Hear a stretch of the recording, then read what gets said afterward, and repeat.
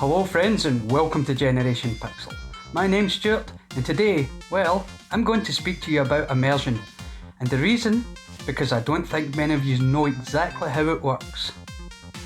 And I can't think of a better way to start this off than with the dictionary's definition. Now obviously what we're talking about here doesn't involve dunking people into water, well, or does it?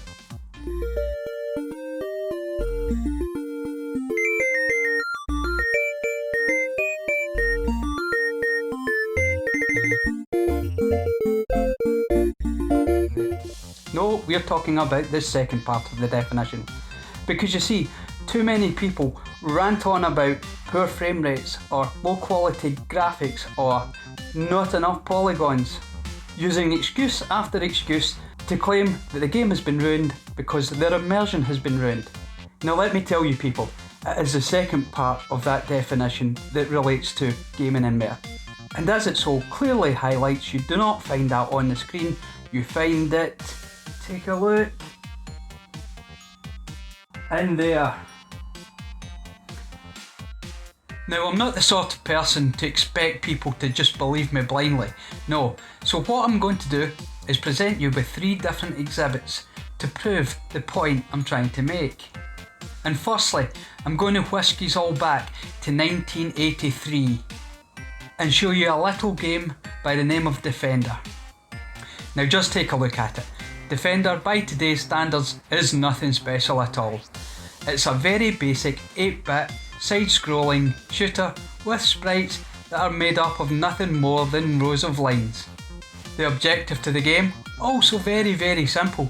Take note that the little pixelated blobs at the bottom of the screen, well, they're human beings and your ship is supposed to save them.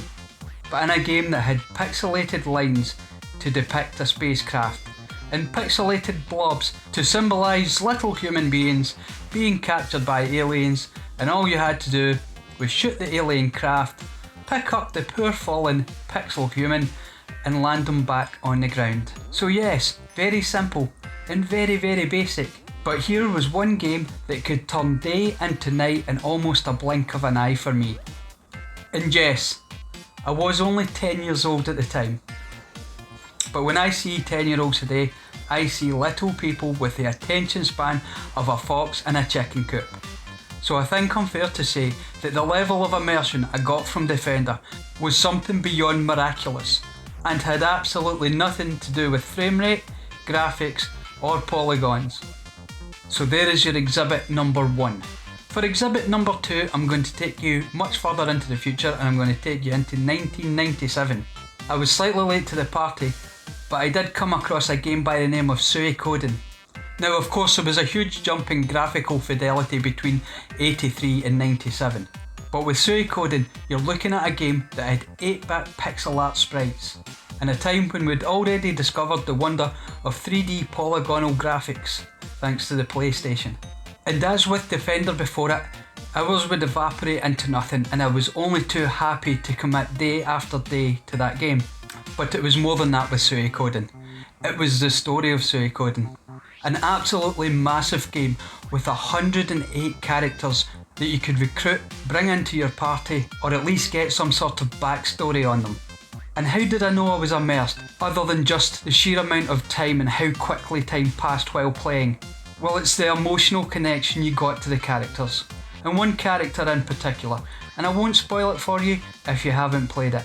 And I still to this day dread that part of the game and have the same immersed emotional connection.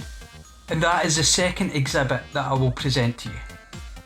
My third exhibit is a game called Hades. Now this is a game that I've never played myself, though I have seen some gameplay online. As you can see for yourself, it's not cutting edge graphics.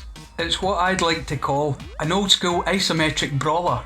And yet despite the fact that this game looks like it's something out of maybe 2010, it's a game that has made its way onto many top 10 of the year lists and quite a few number 1 spots.